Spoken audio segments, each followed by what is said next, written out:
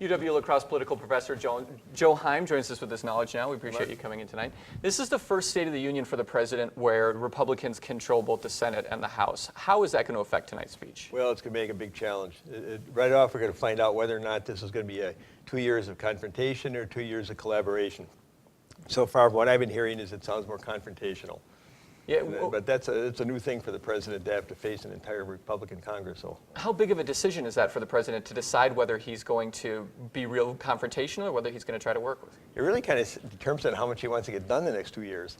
It seems to me that if you want to be confrontational with this Congress, they're not going to go along with a lot of this stuff. You've already heard some of the leaders say that. On the other hand, if he wants a legacy where he's going to at least accomplish some things, moving into the last 2 years, I would think that cooperation would be a lot better deal. We'll see.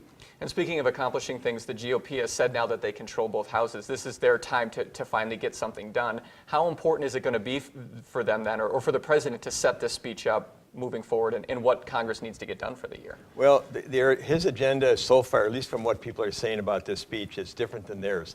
Their agenda basically is looking at some things: Keystone Pipeline, Wall Street deregulation. They want to chip away at Obamacare. Well, these are all things that he is not going to go for. So his agenda is quite different than theirs, and that sort of sets up the stage for confrontation. Not just in the short term, but long term, does this have anything on setting up the race in 2016? It sure looks like it. You wonder if you're not going to get much done, and I'm going to guess and say 80% of this is not going to get off the blocks. That means, what is the purpose of this then? Either he's trying to get a message to Democrats, to get a message to the public, setting up the 2016 election. That was going to be my question. How much of what he proposes tonight does he expect to get passed? Not that much. The reality is it's not going to happen. This is the budget. If, in fact, things got passed, this is the budget that would start next October.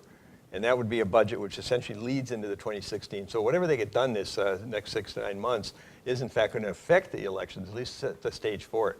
The economy is in pretty good shape. So it's a question of what's going to happen the next year and a half before the election itself. So maybe as the president setting his far agenda, as any part of a negotiation, you want to set your very extreme and then work your way to the middle. Is that maybe what he's doing? I'm hopeful. I'm always optimistic that they're going to get something done.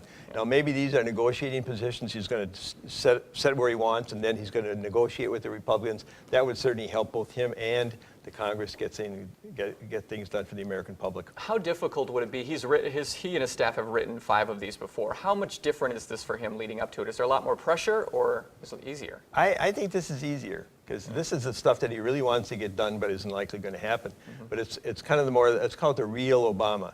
He's been spending a lot of time in the past trying to work with Congress, trying to get something done that way. Now I think he's sort of saying, look, this is what I want, and I don't care whether you like it or not. He has changed somewhat since the November elections. He's clearly become more assertive, more aggressive with Congress. All right, Joe, we'll bring you back at 10 and get your reaction to the speech. We appreciate you. We'll be broadcasting the State of the Union tonight on WKBT. This speech starts at 8. The broadcast will also include the Republican response.